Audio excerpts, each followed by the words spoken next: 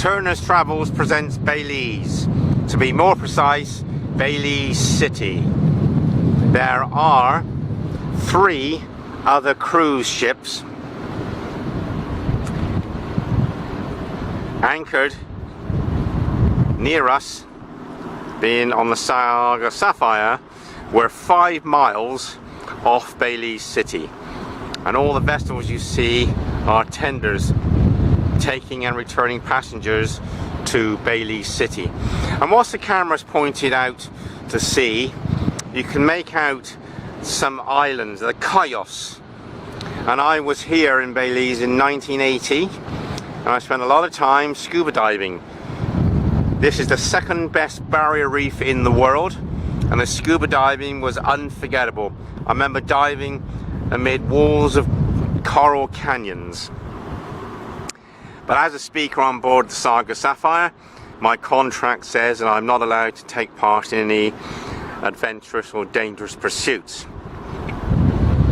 So we've got 4 ships, passenger liners, cruise ships, anchored off Belize City. We've been guided in by a pilot which took us through the reefs. We're 5 miles off Belize City.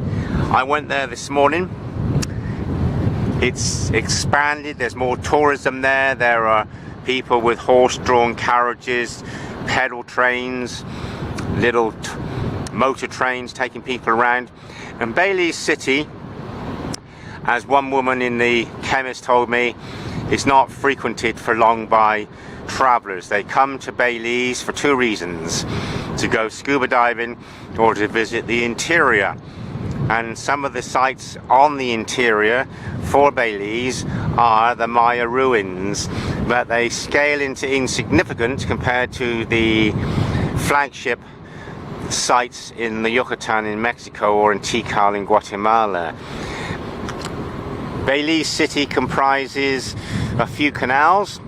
It's a low-lying area.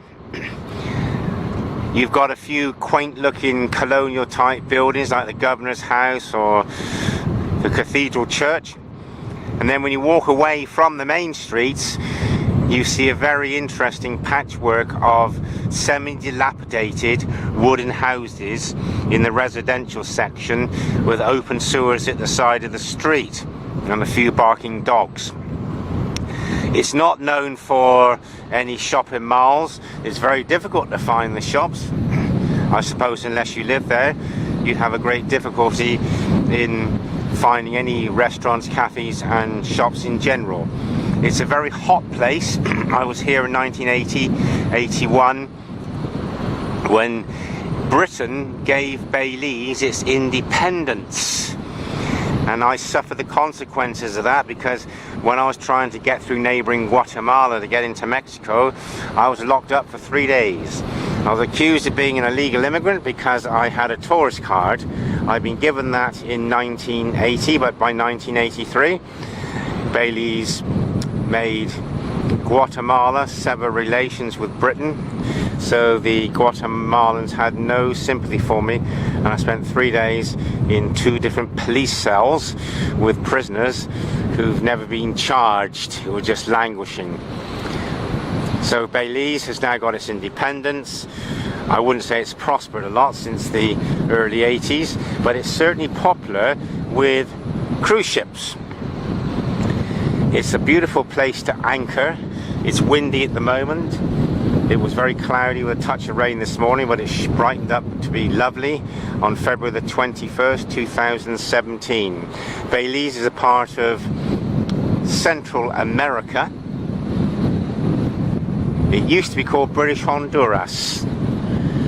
It's certainly worth visiting for the unusual types of architecture, and this is where I'm very pleased that the photographs I took in the town this morning before it got too hot and the sun was too strong can appear on this talkover video. Thank you for your attention and for following Turner's Travels.